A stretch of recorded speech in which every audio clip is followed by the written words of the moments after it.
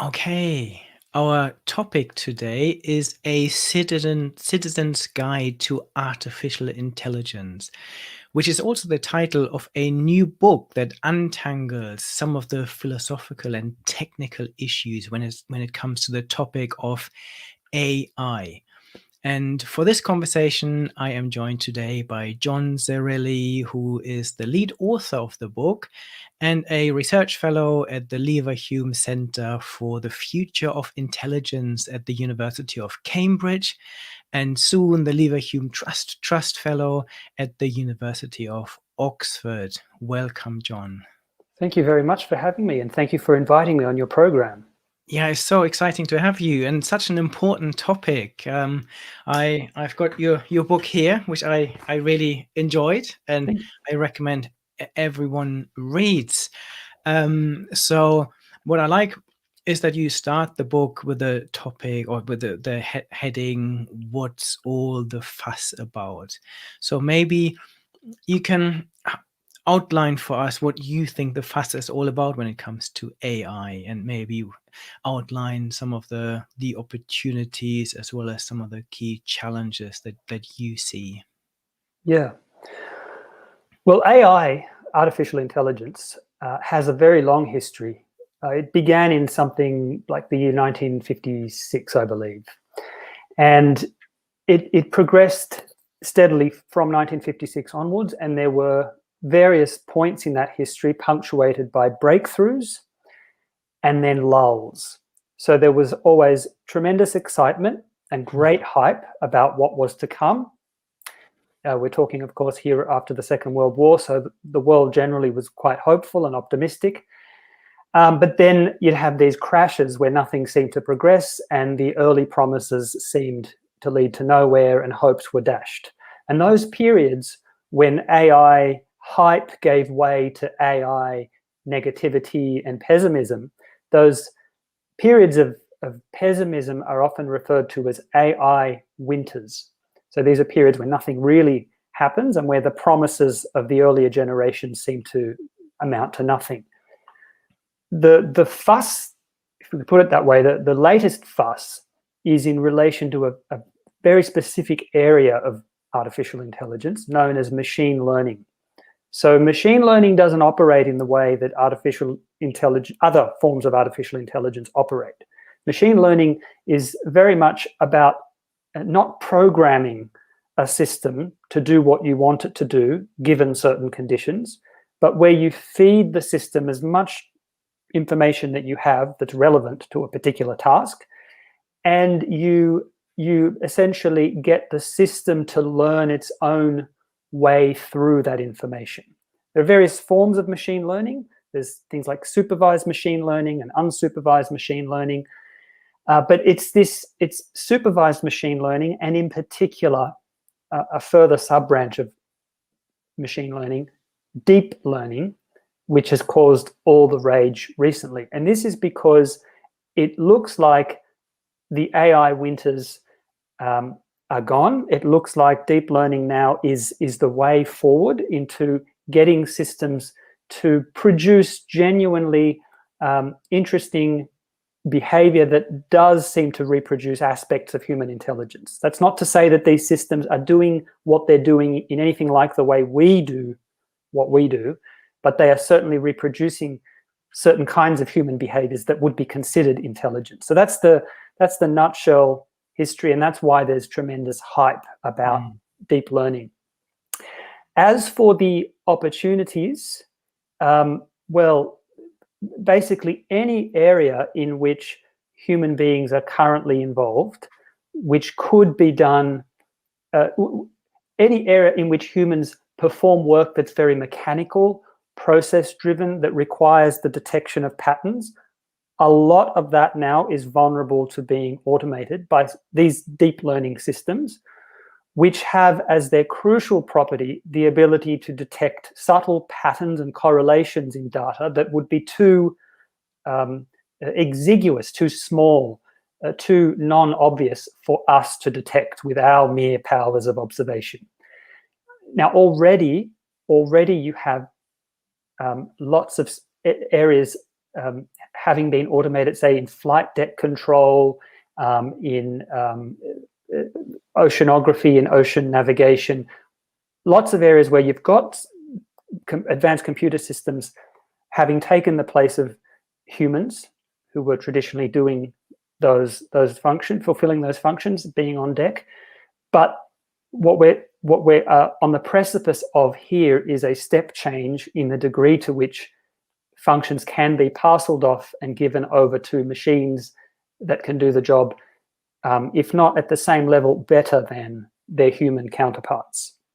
So the opportunities here are basically to remove as much drudgery from the world as possible and to have these systems take the mantle from us.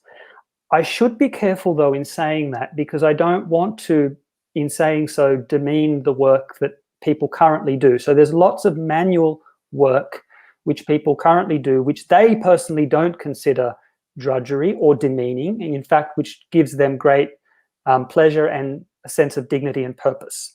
So I don't mean to say that all of those jobs will be removed, displaced, and good that it is. But there certainly are jobs that are demeaning and degrading, or jobs that are currently being performed in countries, in jurisdictions which don't have the sort of labour market regulation that we enjoy in many of our countries in the West, where the conditions are degrading. So those economies will obviously displace without much thought where they can, and that's to the good, provided wherever this displacement occurs, it is combined with adequate welfare provision, some sort of safety net to take people through the transition from less automated to much more highly automated workforces. In terms of challenges, well, I mean, that's one challenge right there, is how to make that transition as humane as possible. But the three challenges that we're currently facing with this technology, one is a bias.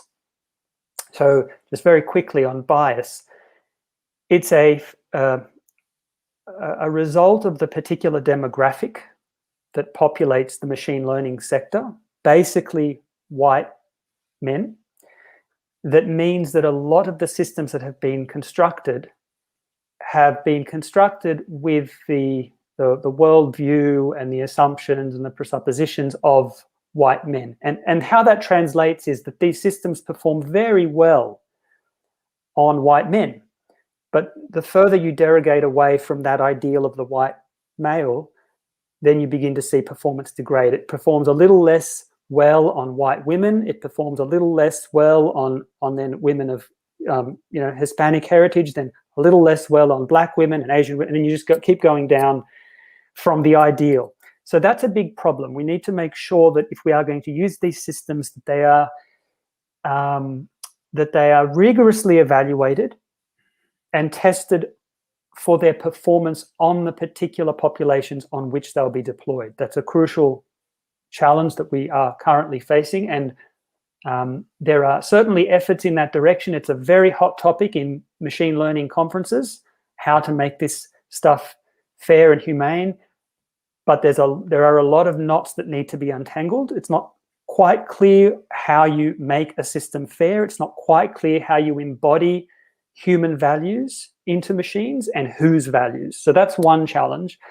Apart from bias as a challenge, the other challenge is the workplace. So I already mentioned that, but the gig economy essentially relies on a lot of this technology. And the gig economy, although a lot of people benefit from the flexibility that working for Uber or Deliveroo offers, still many people are precariously employed and work in conditions of really what we'd have to say is quite extreme surveillance and monitoring. Things like keystroke and heart rate and how quickly they walk to the next shelf to get an item in the fulfillment warehouse, an Amazon fulfillment warehouse, how many times they go to the toilet. I mean, that's a level of intrusion into your personal ambient space and your interior life that is quite unprecedented. I mean, that would have been I suppose, a dictator's dream, to be able to interrogate people's, moment by moment movings. So that's a huge challenge as well, to make sure that our workplaces are not going to descend into those dark satanic mills of literature.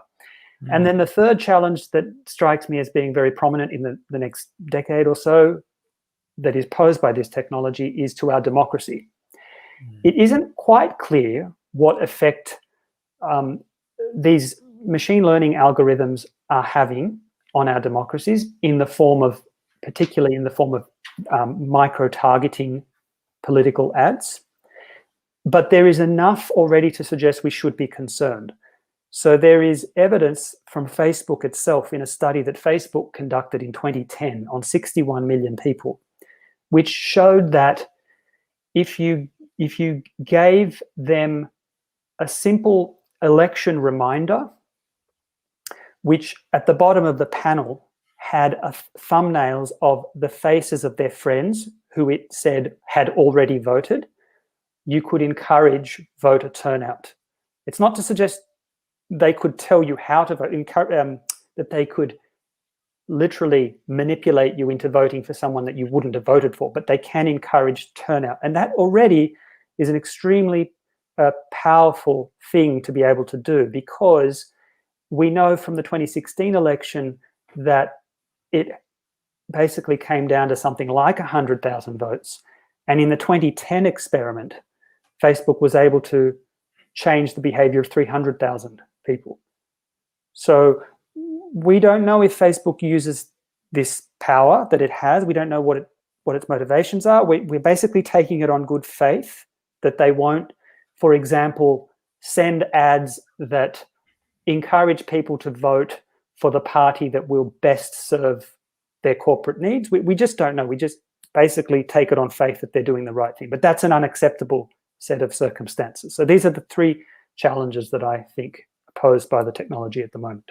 Great, and we'll hopefully dive a lot more into those topics. I agree, bias is a huge challenge, and one that I feel is starting to be addressed, though, and we'll talk about this a little later. But I think you're absolutely right that the majority of people working in the space of AI and technology in general are white males. This is slowly changing. Yeah. We get more women in there, more diversity, which is so important. And also more diversity in the data sets. I think lots of the data that is currently used, for example, for training face recognition algorithms, are used on a data set by Google that mainly includes white faces. And I had a really interesting discussion with a company last week that generates synthetic data. So to train machine learning algorithms to make sure they have the complete diversity. They have people with hijabs on, they have people of color, they have all sorts of diversity built in, which is great. And I think the future of work, I talked about this in so many different spaces. You're absolutely right that there will be huge implications. And I had a really good conversation last week that you can all see on my channel about this, the future of work and how AI is transforming work. And the conversation there was about that AI is obviously replacing some jobs. It will augment most jobs, and hopefully for the better, and it will add new jobs as well. So there are opportunities as well as challenges, and we need to manage this transition. And then the issue around democracy, a huge challenge, especially with platforms like TikTok that simply look at what you're looking at for how long, and then give you more of that content, which very quickly creates those filter bubbles and creates challenges around. I think has the potential to polarize the world even more, I think. Yes. It's interesting about jobs. I don't know whether you wanted to talk about job displacement at this point, but there's a couple of things that jogged my memory as you were speaking about jobs. Please do, yeah. So it's interesting. It's very hard to make predictions about what's going to happen to the landscape precisely because the way that automation has traditionally worked isn't quite as simple as saying that jobs disappear. What tends to happen is that automation historically has always chipped away at aspects of jobs. So there's a very a well-known study from 2013 by two Oxford academics, which predicted that in the US labor market, something like 47% of jobs were up for automation within the near term. And when you, now that was quite a controversial study, and a few studies came afterwards, including an OECD study in 2016, which come up with very different results. But part of what is going on is the methodological choices that are made by those who create the studies. So the Oxford study I mentioned treated jobs as whole jobs, so really job categories, and they laid down, I think it was 700 or so, 702 precisely defined job categories, and said that up to 47% of these will disappear. But in fact, they were dealing in job categories. But a job category is comprised of job tasks. And they assumed that if one aspect of the job category was ripe for automation, that the entire job would be lost. But that's obviously not how automation proceeds generally. I mean, if you think about the function of the bank teller back in 1980 and you compare the function of the bank teller now, they're different. The jobs are different. You don't often really go to the bank teller to get a withdrawal of cash anymore. You would do that using the cash machine. So that aspect of the job, you could say, was automated, but that doesn't mean there are no more bank tellers. So a similar thing applies here. Studies after the Oxford study that looked at the question from the point of view of tasks, so performed a task analysis, they come up with much less disruption. So the OECD study that I mentioned was a task-based study, and it found that I think in the United States, only 10% of jobs would be automated in the near term. And I think for the UK, they predicted 9%. But all prognostication in this area is bound to be a little amateurish because there's just so much that we do not know about not only how our economy will transition, but also how our societies will change. So just to give you another example, I said before that the work that is vulnerable to being automated by machine learning systems is the kind of work that involves mechanistic, process-driven, mechanical kind of work. But a lot of the work that involves what is often referred to today as emotional intelligence, so that requires literacy and empathy and social understanding, roles traditionally filled by women in the caring professions, nursing, teaching, and so forth, counseling, that work is not as vulnerable, anywhere near as vulnerable to automation. So, I mean, how does that play into our crystal ball gazing? On the one hand, you might think that all of a sudden these jobs will become much more highly prized, and instead of the traditional jobs which were performed by men in engineering, accountancy, and law and so on, these will become much more automated because so much of the work done in those industries is mechanistic and is automatable.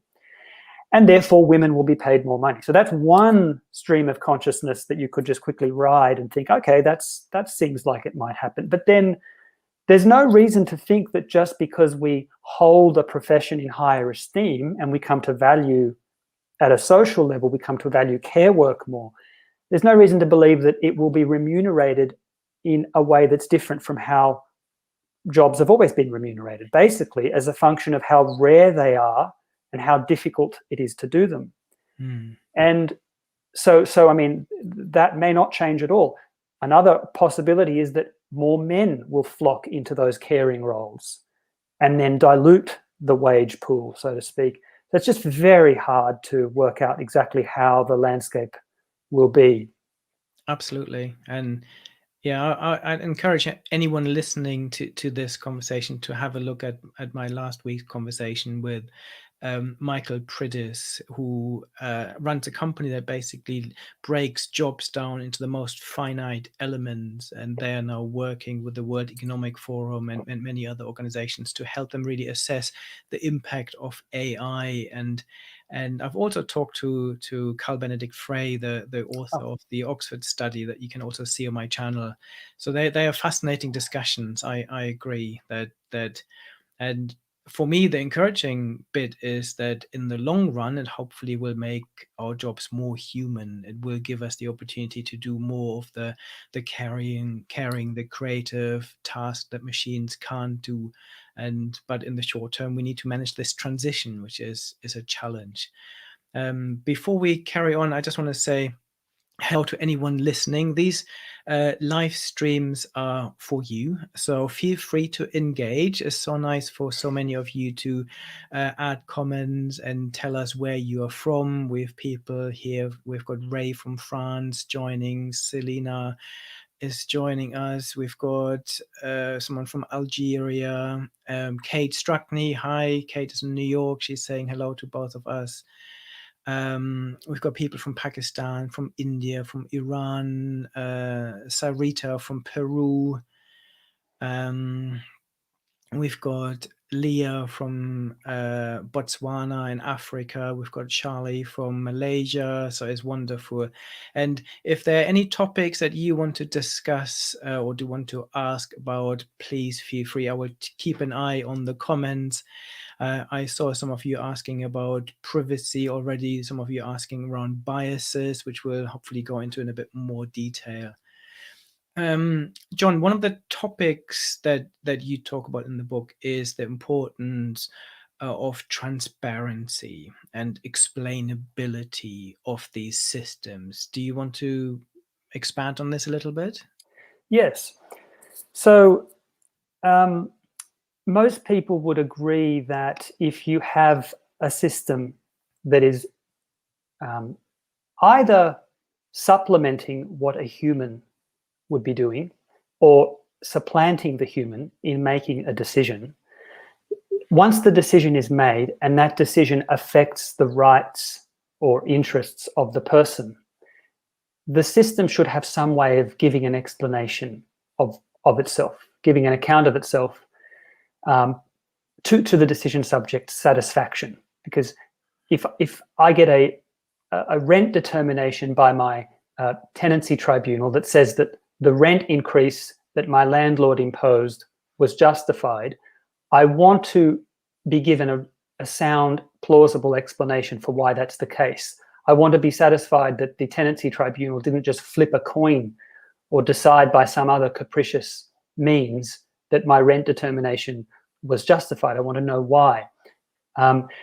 So I think it's fairly intuitive. Most people can appreciate that you would want a decision system, a deep learning-based, machine learning-based decision system to be able to give an account of itself when it's being put in the position of a human being. I like to refer to this as a little Latin phrase I use in a paper of mine, in loco hominum. So whenever a system is in the place of a human, we should expect from that system no less than what we expect from a human if a human were doing that job. So that's fairly intuitive and straightforward, but the challenge is precisely that. So in the field at the moment of AI, there's an area known as explainable AI, where you have very, very clever people trying to crack this explainability nut, because neural networks are by nature unintuitive. They do not proceed in accordance with sort of linear rules and logical if-then sorts of constructions. They're very complicated, they're very difficult to unravel, and how an input transforms itself along the path to becoming an output is not easy to figure out, which is in contrast to more traditional forms of machine learning. So this is a problem. On the other hand, the thought has evidently arisen that explanation may not be all that important after all. So I've attended a number of tech conferences where the thought is often expressed, well, why should we really care? So long as the system does what it does and does it well to our satisfaction, who cares why it does it? And you can often hear some reference made to pharmaceuticals where we have lots of medications. I mean, we don't even know really what effect general anesthetic has on the brain. We don't know why general anesthetic works in quite the way it does. Antidepressants, we don't really understand the mechanism there either, and yet they work. So, and even like things like aspirin, that's been around for a long time, and it was used well before anyone understood its principles of operation.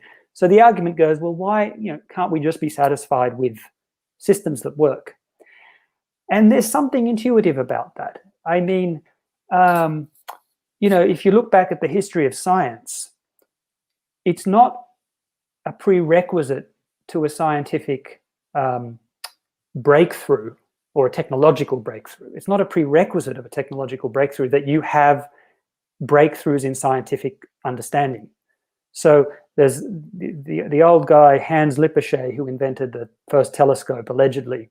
I mean, he didn't understand anything about the properties of the visible spectrum. This was before Newton's time, and yet he invented a workable telescope, which then went on to be used by Galileo in an adapted form. So there are lots of examples in the history of science where you get technologies and yet you don't have fundamental understanding. Charles Babbage is another case. So he invented in the 19th century, with the assistance of his assistant Ada Lovelace, the analytical engine, but he had no idea of the advances in logic in the 20th century that would then make the digital computer a reality. But he hit upon something astoundingly similar to what would later become the von Neumann machine that we are now using right now. So that, that makes sense. And it also makes sense that we relied, as human beings, as a species, we relied on the outputs of our eyes well before we had a science of optics. So there is an appeal to this thinking, but I think it is potentially dangerous to overplay this line of thinking about intelligent systems. And the reason for that comes down largely to the fact that there is a decision subject in the mix. It's fair enough if you're going to use these systems for stock trading or for flight deck control. Maybe you don't need to understand quite why it does what it does, but there's something, I think, unique about the relationship between a decision maker who is pronouncing on the affairs of another person. There is something intrinsically, I suppose, required by the nature of that relationship of domination and power that means someone has to give an account of what they do. And it's also a fact that wherever you have a machine supplementing or supplanting a human being in a domain that requires some sort of moral deliberation, so for example, sentencing judges or a magistrate in a court that has to work out whether to give bail, grant bail or not. These are, you could say, just purely legal assessments, but they're also moral assessments. And if you're going to use technologies in those contexts, and the technology takes on a certain moral function, here I think it's even more imperative that you have some way of interrogating the system's outputs. I'll give you a little example. If you think back to school, when you would hand in an essay and your teacher would tell you, this is, I gave you a low mark, and then sometimes the student would say, you were just biased. You didn't agree with my conclusions. You were for the Polish in World War II or something. So therefore you disagree with my conclusion. And then the teacher retorts and says, no, I don't care what your conclusion is. I didn't see the argument. You could have argued, and as far as I'm concerned, you could have argued that the Poles invaded Germany rather than the other way around. But I wanted to see a cogent argument and evidence for it. And it's a little bit like that with the case of machine learning. There may be no right answer. There may only be right way, appropriate ways, acceptable ways of arriving at an answer. And that's particularly so whenever you have moral deliberation. So I think it's always going to be important to have explanations as part of this industry's modus operandi. So the field of explainable AI is of immense importance. Yeah, for me, this is definitely an aim we should never forget, that we try to explain every decision a machine learning algorithm makes. But at the same time, I feel sometimes we are trying to hold algorithms to account even more than we hold people to account, because Yes. there are lots of things we don't understand. So I'd Yeah. have no transparency about how, let's say, if I wanted to recognize an ice bear or a polar bear Yeah. on a photograph, I have acquired this knowledge as a child, looking at picture books of animals and my parents saying this is a polar bear and this isn't. And then over time, I've acquired this ability, but I have no idea how I do this. And I don't know whether my mechanisms of understanding that this is a polar bear are the same mechanism that you use. Maybe you use different visual clues that your brain puts together to recognize that this is a polar bear or not. So if we're now using AI that can do the same and can't explain it, somehow I think we should say that that's fine. But there's also a risk, because I guess we have another layer as humans. We can think, okay, it looks like a polar bear. Does it really make sense? And this sense checking, I guess, is not possible in AI, where you have you feed them with hundreds of thousands of photographs, more than we can ever see in our lifetime of polar bears. They become extremely good at recognizing polar bears, but we don't know how they're doing it. And some algorithms simply looked at snow and thought, okay, there's snow, this must be a polar bear. And this is understanding some of the black boxes that are these deep learning algorithms. I think is a good endeavor, but at the same time acknowledging that there are lots of decisions that we make that we don't understand, even in our own brains. Yes. Yes, it's very interesting, actually. What I've found in the couple of years that I've been thinking about explanation and human explanations and comparing them with machine explanations and the possibilities of machine explanation, what I've found is that you get two sorts of responses. So the response that you've just given is the one which I share and that I gravitate towards instinctively and always come back to. However far away from it I might meander on occasion, I always end up coming back to this. And the point you made there was, there's many things about the way we process information that we don't understand. We give reasons for our actions to ourselves and to other people. Judges give reasons for their decisions, but the kind of explanations that we give to ourselves and that judges give to us and that our local councils give to us when they make decisions, they have a certain character to them. They often trade in beliefs and desires. Something like, so if a local council makes a determination to limit the number of stories that a building can be on a particular street, they might say the council has resolved to limit the height of buildings to 3 stories. This is to preserve the amenity and recreational facilities of the area, which we wish to preserve. So obviously they believe that a height any higher than 3 stories will compromise the aspect and the general ambience of the landscape, and they want the landscape to be pretty. They don't want property values to decrease. So you can see how it's always cashed out in a form of belief, desire, psychology. And you're right when you say that there is a sense in which we're trying to hold machines to a much higher standard, that we want to get right to the nuts and bolts of what's going on, and that we shan't be satisfied until we understand at that very granular level what the machine is doing, when we don't have that granular insight into our own behavior. We don't expect the judge to give a readout from a brain scan every time they make a decision about bail. But to come back to the point I was starting with, so your response is the one that I always fall back on, that we should basically be consistent across the board. And as I said before, in response to another question, we should expect no less from a machine than we get from a human. But then I find another attitude out there, and that's one that was recently expressed by a reviewer of this book, actually, by Forbes magazine. And the reviewer basically said that that attitude is a silly one to have.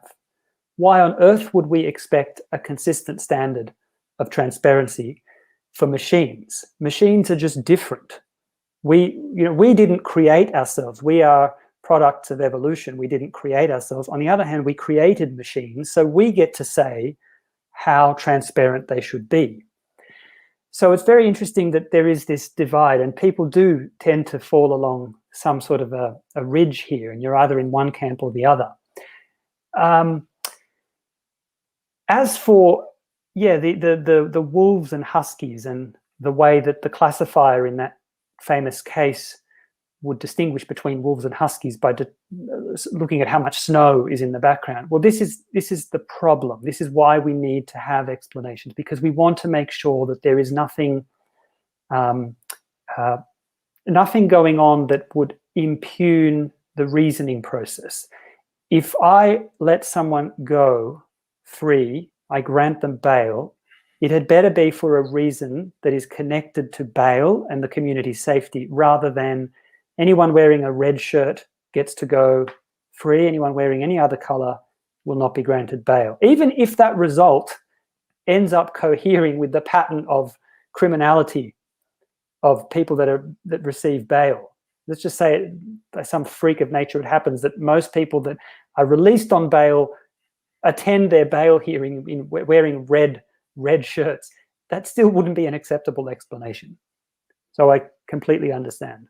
No, I agree. And talking about ethical use of AI, for me, there's also this the ethical issue that if we have AIs that can do something better than humans, even if we don't completely understand how the machine is doing it, there's sometimes, or there's a very strong argument ethically that we should be using it if it Yes. can help us to cure cancer, if it can Yes. help us to address climate change.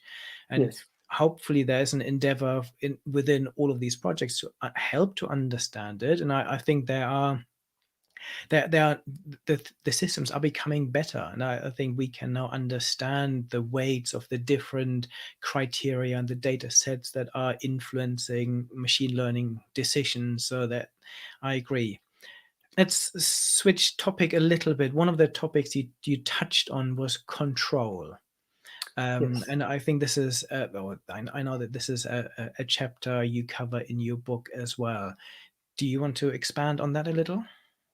Yeah, so Stuart Russell is a kind of a doyen of artificial intelligence. He's co-written the leading textbook in artificial intelligence, and he's just a significant figure in the field. I want to distinguish just to say, yes. I had Stuart Russell on my show a few weeks ago. So Oh, again, anyone excellent. who wants to Yeah. listen to his take on the control problem in AI, you can find this on my YouTube channel as well. So sorry to interrupt. Yeah, carry on. That's perfect. That's a perfect segue, because my point was going to be I want to distinguish my use of the word control and control problem from Stuart Russell's use of the term. He means it in a much more literal sense to mean our loss of control over AI systems that end up becoming, generally intelligent, super intelligent, and posing a risk to humanity's existence. I'm using a much more mundane sense of control, which is in the here and now, a problem of control right now. And the problem arises from the fact certain aspects of how we interact with technology. So there's a branch of research known as human factors research. It's a branch of, you could say, cognitive psychology, and it investigates precisely what effect technology has on the psychology of the user of that technology. And a number of results stand out, and they will, I think, be immediately intuitive to your audience. So the more you use a particular technology, particular system to carry out a task that you performed manually previously, the more your manual skills will degrade. If you use a system to take over a task that was perhaps, maybe it was a professional white-collar, so-called white-collar task, like in law, discovery. There's a process in litigation where you have to look at all the documents of the other side and get what you need. the more you automate that, the more your lawyers are perhaps less efficient, less quick at spotting what needs to be spotted because they're out of practice. So that's one result. You could call that skill atrophy as you use a technology. But the result that I'm particularly interested in is something that many of your audience will have come across, the term automation bias, automation complacency. These are phenomena where basically as you use a technology more, and as that technology advances in sophistication and accuracy, you just sort of naturally, despite your best will, you just end up deferring to it. Like computer says no. And you sort of respect the system's output and gradually question or critique its output less and less. Now, that in itself is a form of loss of control. It's not the Stuart Russell sense of loss of control, but it's another form of loss of control that is very worrying. I mean, if there is something to this research, and if its effects generalize across the board, and it's not clear that they do, but it's a question worth asking, then we should be worried about that, because we know that of all users, the government in various countries, the government is one of the biggest users of machine learning technology, and it automates a lot of those low-level functions, such as deciding what date to send a letter to a welfare applicant, reminders through email to check up an appointment or to go to the NHS for this or that, or to get your vaccine. A lot of these processes are automated. So there is a question about whether the users within those bureaucratic structures are falling prey to these psychological tendencies that have been investigated. And as the level of decision-making becomes more and more sensitive or critical, then the problem becomes more troubling. So that's my sense of the control problem. Yeah, it's interesting. I think it starts with systems like navigation systems in our cars. People use Google Maps. They over time realize that Google Maps is fantastically good at showing us the quickest route. But then we have seen people driving off cliffs and driving into the sea, where they actually just simply followed the instructions without actually switching on their own brain. And I think this is where this is so important, that we have a human in the loop somewhere. And I think this works when you talked about the parole decision making. I think we can have an AI making a recommendation, and then a judge or jury would then look at this and make an overall judgment. The challenge is when there isn't enough time, I guess, for us to take over control, where we give control to machines. You talked about automatic trading. For me, this is a big concern, because we have I believe nowadays over 90% of all trades are now machine generated. So this is AI is making decision about the financial market, and they take place in split seconds. So there is no chance for human to take control. And so we abdicate control to those systems in the same way we would do in self-driving cars, where if my self-driving car makes a decision to avoid an accident, I'm unable to take control in that moment, because the reaction time has to be so quick. So do you have any examples of where we are passing control over to machines that have had a negative impact? Yeah, there are a few. Obviously, there are a few outstanding examples that have gathered a lot of attention recently. So in the UK, there was the A-grade marking fiasco last year, which to some extent can be attributed to this tendency to just trust an algorithm. Once the algorithm is in place, seems very little motivation to question it. You just sort of press the button and off it goes.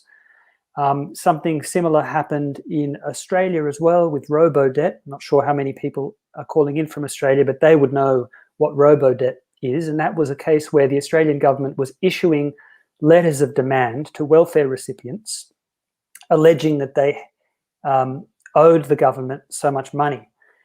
And the calculations about how much was owed was completely inaccurate, and it was based on a certain method of income averaging. And it turns out the algorithm was wrongly calculating. Well, it was doing what it was programmed to do, but it was not doing the right thing. It was the wrong algorithm for the job. And so you had up to 400,000 people, the most vulnerable members of the society in Australia who were on welfare, being told that they owed many thousands of dollars in some cases, when some of them might only have been earning a few thousands of Australian dollars a year. So these are really outstanding and egregious examples of where you can just sort of fall into this trap. I think of other examples too. So my own experience of coming to the UK is a little bit instructive. When I first came to the UK, I wanted a mobile phone. So I went to one of the mobile phone dealers and I tried to get onto a plan. I didn't even need a phone plan. All I needed was the actual data only. I didn't need the phone. So I was basically a non-risk, and I bought the lowest level, like £10 just to get started, £10 a month. But I was credit checked. And because I had no history of credit in the country, I was refused. And they tried several times. And then I went to another store. I tried again, and I failed the check again. And by this time, I was just experiencing so many emotions. I was at one level, I was insulted that I've come to this place and nobody wants to give me even £10 a month loan. But the other thing that was disturbing is that very few people on the ground that were working in the retail customer-facing shops of the mobile phone industry were aware that you should not tell your customers to try again if they fail a credit check. Because if you fail on multiple successive attempts at getting credit, it's even less likely that you'll get credit. You just keep damaging your credit score. But so this is an example of the institutional, I suppose, the institutional way that we can fall into something like automation bias. This wasn't at the level of the individual. This was at the level of the entire sort of corporate structure. And beyond that, entire industries. Oh, we're going to automate this thing, so credit checking will be done in this particular way. What makes absolute sense to me is that if you have someone that comes into the country, doesn't have a credit record, that some other form of evidence or ID should suffice to get them going. Otherwise, you're kind of permanently stuck out of the loop. They tell you have to apply for a credit card and work up a bit of a credit history. But of course, you can't get a credit card unless you have a credit history. So this is a way in which I suppose we're supposedly automating and making life easier, but it actually can make life quite distressing and stressful.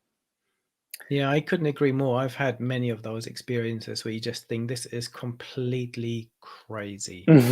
And credit scores for me is definitely something I can't stand, the way this is done. That you actually have to get into a certain level of debt to have a better credit score, which seems crazy to me. Yeah. But anyway. But that's how the algorithm would work out whether you're a good. And it's such a good example of someone building an algorithm that hasn't got any common sense features built in, where the person that sits opposite you and you want to, they want to give you a contract, they see you, they trust you, they understand the situation, but they simply have no way around the algorithm to change anything. And then you have a typical computer says no problem. The computer, yes. Can I add something to that, actually? Interestingly, there's a lot of talk about the right to explanation. You would have heard about the right to explanation in the context of the GDPR, the General Data Protection Regulation, and AI. We've talked about it. But precisely in the scenarios we're considering, where you have basically algorithms that are insensitive to contextual social cues and things like this, where you get credit applications rejected for utterly spurious reasons, it strikes me that what we need is not a right to explanation. I don't really care why the algorithm said that I couldn't get I mean, it was interesting and, gave me some indication of how to remedy the situation. But what I really needed there was the right to be heard before a decision was made. So where an algorithm fails, or where an algorithm is potentially likely to fail, I should be allowed to say my piece. And that should then be taken into account before the algorithm gets to make a mistake. If I'm given a right to be heard, anytime there's an algorithm that makes a decision about me, I mean, maybe 90% or more of these stressful situations could be wiped out. Now, I really like that idea. The right to be heard I take from an area of law called administrative law. It's a feature of what in America they call due process, and I think in England they often call natural justice or procedural fairness. And I'm just thinking we should pick that idea up and apply it to algorithms. Yeah, you've completely convinced me, and I will now advocate for this. I think you're absolutely right. It's so important. And the right to be heard then should be a way of improving those algorithms to create this feedback mechanism to actually make them better. I agree. Very good. I guess many of those problems and ethical and philosophical challenges that we've talked about come from a fact that there isn't enough understanding and data literacy and awareness in society general. Is that something you see? What's the importance of improving data literacy in the general population? Yeah, it's an interesting question. So I think there is definitely a case for increasing digital literacy, unquestionably. And that will obviously bring, I mean, a sufficient level of digital literacy will raise the general level of understanding so much that then our whole society will benefit by people voting, by participating in democratic debate, going on Q&A programs on BBC and so forth, where the discussion is now informed and where the politicians who hear the citizens will know they're not just dealing with stupid people that can be taken advantage of and ignored.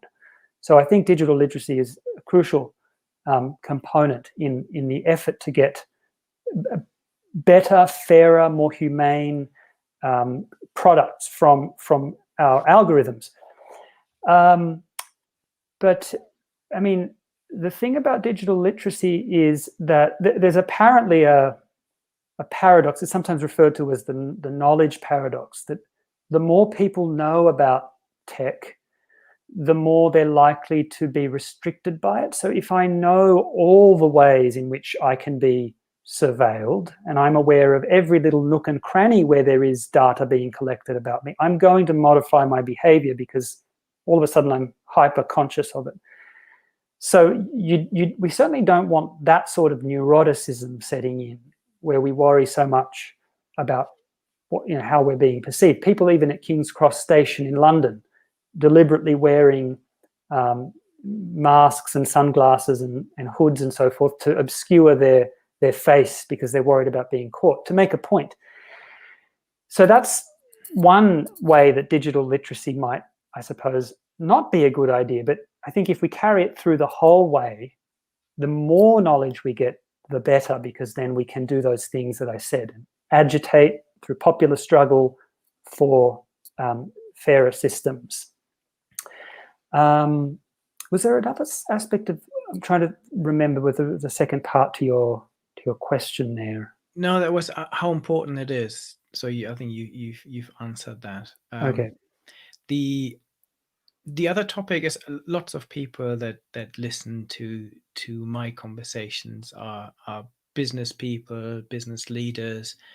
Do you have any advice for them on basically what should businesses do to apply this technology in the right way, and how can they vet that technology, for example, that they're using? Yeah, that's a really important question. My advice to small and medium-sized businesses would be to set in place a kind of protocol so that before any aspect of your business is automated, you have a kind of simple checklist that makes sure that you're not implementing something which will make life harder for your customers. It's fair enough, it might make life easier for the business, but if it makes life stressful for the customers, that's going to come back to bite the business at some point. And it's not good generally. So my advice would be any sort of automation to be accompanied by a protocol that means that you can say you've checked the boxes off the checklist, and one of those items in the checklist should be, depending on the nature of the automation in question, but it should be something like consulting a proper corporate ethicist. So getting a consultancy, doing some research on an ethics consultancy that is a legitimate one, who can come in for a fee and vet your systems, and they can look at who's supplying you with the technology. They can, go into some nitty-gritty details about the data that it was trained on and how often. They can make suggestions about how often it might need to be evaluated. For nothing else, it's a point of compliance and due diligence to make sure there are no problems down the line. So an ethics consultancy integrated into the checklist protocol that you engage whenever you automate some aspect of your business. A lot of the time, you may not need this for everything. I mean, if you're going to replace a cash register, an old-fashioned cash register with a Microsoft Office, you don't have to worry about this. But anytime you get these machine learning systems that make decisions that affect real people, then I think it becomes necessary. Yeah, I agree. And lots of the companies I work with now, they actually employ ethicists, and they create ethical review panels for all of the AI projects, and that seems to be making an impact. Yeah. One question here was from Lee, talking about what's your view on data protection and anonymity concerning the AI. I think this is another topic you cover in the book, privacy, data protection. Do you have any quick response to that? I just had a look through all the other questions. I think we've answered most of this. This was the only one I could find that we haven't yet covered. I will, after this conversation, go in and try to answer any other questions more directly that we haven't covered. John, you can do the same if you want. But in the meantime, any response to the privacy and data protection issues? Yeah. So what I would say is there are two main standing challenges to data protection and privacy law as it stands currently. All of our legal systems, wherever you happen to be in the world, our legal systems need to come clean on their response to two particular challenges. One is on consent, the way consent is given. In old-fashioned times, you could give consent, and it could be informed consent to your data being used, because the data would be used for a named and specific purpose.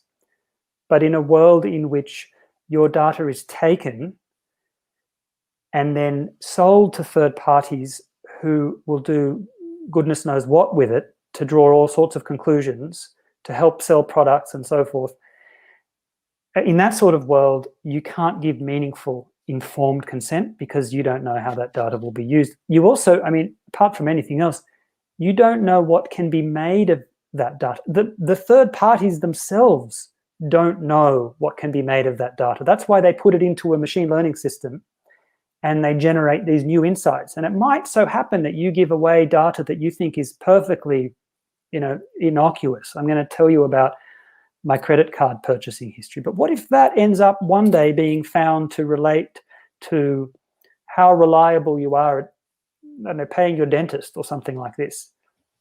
At that moment that you gave the data and you say, oh yeah, I gave it with consent, I knew they would use it for analytics. It said so right in the well, it turns out you were giving consent to to having your dental, the price that your dentist charges you being affected by giving your credit purchasing history. In all these ways, consent means very little in an era of analytics. The second question that we need to come to grips with is, what do we make of data that is inferred from the data that you give? So you give consent to your primary data, your keystroke, your heart rate, whatever it is that you give or that is collected, but that information doesn't just get put up in a jar and sealed off. It's used to draw inferences about people like you. So if they infer all of these things about someone like you, is that still your data, or is that now no longer your data? Because if that still is your data, what's inferred about you, then there's a good case to be made that it should be protected in the same way that your primary data is protected. So there's that also to get clear on. That's anonymity. I think the questioner asked about anonymity. My understanding is that it's extremely easy to re-identify someone, even when the data is anonymized. It's basically a high school homework task to try to re-identify someone. You need very little information to identify. So it's not by any means very reassuring. Yeah, I agree. The trouble is that regulation lags so far behind technology and advances in this space that we're talking about here today. Consent, I have a massive problem with that too. I think the way consent is collected nowadays, there are lots of studies. If you try to read all the terms and conditions that we say yes to when we download apps on our phone, you wouldn't do anything else. No, And no. people don't understand them either. So they don't. That people say yes because it's Facebook and they seem to be legitimate, and they say yes to Google, and they have no idea what they're actually saying yes to. That's right. And then consent. Also, we very often make the assumption that we are all adults that can actually make this decision, but we now have these AI and machine learning algorithms built into our children's toys and into our apps that our kids use. And if I have a Barbie that speaks to me, how can my child give permission to that? And where is this data going that is being collected by those algorithms? And you're also right about secondary data. One of my favorite examples is that companies can now determine your risk appetite by analyzing how often you are charging your phone. And so simply by, and this is data that Apple collects, and this data tells you, okay, are you okay to run really close to running out of battery, or do you plug your phone in all the time to make sure it is on 80% all the time, which obviously is there's a correlation. So it's Yes. fascinating. And you can just see how an insurance company might make use of this information to tailor premiums in a way that they've never been before. And on one level, that might be okay. Someone might say, as a representative of the insurance industry, they might say, yeah, but that's fine. We're taking the risk, so we should know as much as possible about the risk we're taking on. But of course, it just runs against the grain of the idea of the main idea of mutualization and of pooling the risk and of spreading the risk as far as possible. The idea is everyone should be able to access affordable insurance if they want it, even if they're not paying as much as perhaps they really should pay. But that's part of the deal. You're spreading the loss among everyone. So that sort of mutual community solidarity that's part of what the insurance industry has been about for several centuries is what's going to become of that. That's a worry that I have. People being priced out of insurance. And we are already seeing this because companies like Vitality Health at the moment, they are collecting activity data from your smartwatch. They're collecting shopping data from their link to your Ocado shopping account to demonstrate that you live an active lifestyle, that you buy healthy food, and by doing this, you get benefits. At the moment, this is all okay. You might get a reduction in a premium, you can get certain benefit. In the future, that will simply be turned around, and you will get penalized. So the more people that do use these systems and get benefit means the people that don't will simply be left behind. So this is absolutely an issue that I share with you. Yeah. We could go on for hours, I feel. Just before we come to an end, take a look into the future and share with us what you think you're predicting is going to happen in the future around AI, and maybe some of your hopes that you would like, or some of the things that you would like to see in place in the future to make AI better for everyone. Yes, well, I'm not a terribly good predictor of it. I've never really flexed my muscle in being a futurist, but I do admire futurists, and I often mention the work of someone, no doubt you'll know, Alvin Toffler, Third Shock, Future Wave. The Third Wave and Future Shock. I'm sorry. I mean, I read those about 10 years ago, and I was just astounded at how uncanny the insights were.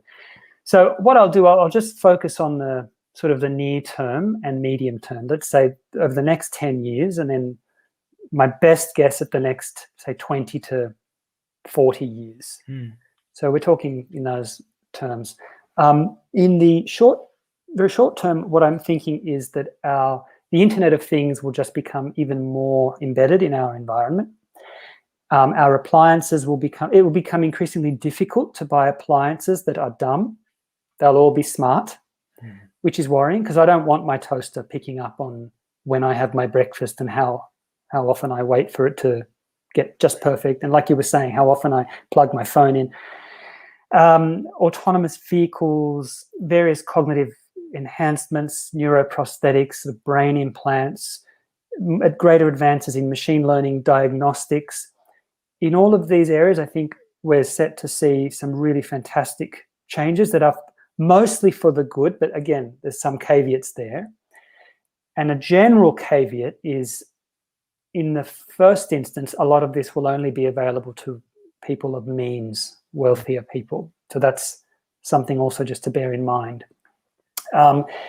In the slightly longer term, medium term, 20 to 40 years, I'm thinking, I'm wondering about the components used to run our computing systems. So as you know, whatever system of computation you're using, it all comes down to chip technology, the hardware. And the hardware is built using rare earth materials, certain kind of semiconductor, silicon, based on becoming increasingly precious. I mean, they call it rare, but I worry that in the next sort of 20 to 40 years, what we're going to be dealing is with more precious earth materials that are used for our semiconductors and our systems. I can't imagine immediately what effect that will have. It might just mean that computers become less accessible, more unaffordable, and more of a luxury item. But I can't be sure. But I do worry about that, because they've become such an extension of us. We can't really live our lives anymore fully participating, engaging without these technologies. So that's a bit of a worry there. I think we're going to see increased automation of jobs. Quite on what scale, I'm not sure. Obviously, there's the 47% of Frey and Osborne, all the way down to the 9% of the OECD. But something obviously fairly disruptive is afoot, and I would hope that we have some adequate system of welfare provision in place, whether it's in the way of a UBI or guaranteed employment, something. I mean, there's a quote by the famous economist John Maynard Keynes. He said something like that. I'm paraphrasing, but he said unemployment can be so destructive to an individual that he said it would be better if you put notes or dollar bills in bottles and buried them in the ground and made that the job, make people go and dig up. He's just trying to make the point how important employment is.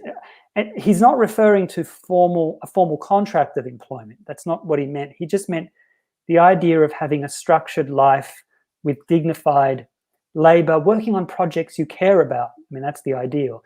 But without that, and for those of us perhaps who can't put these systems into place ourselves, who need the daily routine of a job to give us that structure and that motivation, employment is really crucial to our mental health and our ability to have compatriots and people that we work with together and form bonds with. So that's another issue about making that transition to the world of automated work to highly automated work. And the other long-term challenge here is to dealing with democracy and what impact the big tech companies have on our systems of governments, and whether they are engaging in any kind of political wrongdoing. Political wrongdoing defined in the sense that there is damage being done to the integrity of the democratic process. So these are the sort of slightly longer, well, we're dealing with them now, but I think they're going to be with us for the next 20 to 30 years. That's all I see. I mean, beyond that, let's say beyond 2070, the prospects for artificial general intelligence may become more of something to worry about. But I just can't see that far ahead at all. Yeah, it's interesting. I just did a poll on my LinkedIn channel to see when people believe we will have general artificial intelligence, and it was vary between never to by 2025, 2050, or far in the future, and the vast majority was saying around 2050, which is an interesting prediction. I guess it's nice in the middle, smack bang in the middle of the yeah. century. Far away. Yeah. Still, but yeah. Very good, John. Any hopes for the future? So what do you think should be done to address some of these bigger concerns? What are some of the big things we need to do as society, as citizens? Yeah, it's a little bit like the climate, global warming matter, in that you need local action, national action, but then international action. This area is still so immature, still only in its, not even reaching its adolescence. It's very young, that the full implications are difficult to discern quite what they are now. So it's probably too much to expect international action. But I think national action, where you have big tech companies with a presence that come under the jurisdiction of national laws, I think national governments need to be much more willing to do what's necessary to curb the excesses, to mitigate the risks of big tech. And this would be in the interests of everyone, including big tech, because I think there's a famous story about, was it Ford or one of the major titans of the early 20th century said that I'd rather regulate myself because otherwise they're going to come and regulate me. Mm. This is not meant to be promoting self-regulation. I don't think self-regulation works, but it's just to make the point that it will be even in the interest of big tech to make sure that everyone is on board with what's going on. So that's something. I'll use as an example what Australia has done with Facebook and Google. For those of you who don't know, Facebook and Google were alleged to have been taking a lot of the revenue in the media landscape in Australia. A lot of the traditional forms of media were suffering massive revenue losses to advertising. And so the government has forced, by legislation, Google and Facebook, among others, to come to the bargaining table to reach some sort of agreement about what would be fair remuneration for the media sites that have attention diverted from them. There's a lot more that can be said about this, and I'm not even entirely convinced that this is the right answer for the problem. But what it at least does show is that a government can stand up to big tech and can fashion meaningful reforms that will work, hopefully, for the betterment of everyone. So that's sort of where I'm at the moment, just national movements on a national scale to contend with big tech. Yeah, I very much agree. And at the moment, in the absence of meaningful regulation, we are seeing that companies like the big tech companies are getting together in AI alliances to come up with codes of practice. Yeah. We see the emergence of ethical panels within companies to improve the diversity and reduce the biases and improve transparency. So some of the topics are clearly being addressed, but I really enjoyed this conversation today. We could go on for days, I feel. Yes. Looks like the audience really enjoyed it as well. We had lots of great comments. As always, anyone listening, let me know what you think in whatever channel you're using, whether it's YouTube, LinkedIn, or whether you're listening to this on your podcast. And as always, there's a lot more content on my channels, on my podcast, on my YouTube channel for you to dive into if you want to have more. For now, thank you so much, John, and hopefully we'll do this again at some point soon. Thank you, Bernard. I really enjoyed it. Thank you. Good.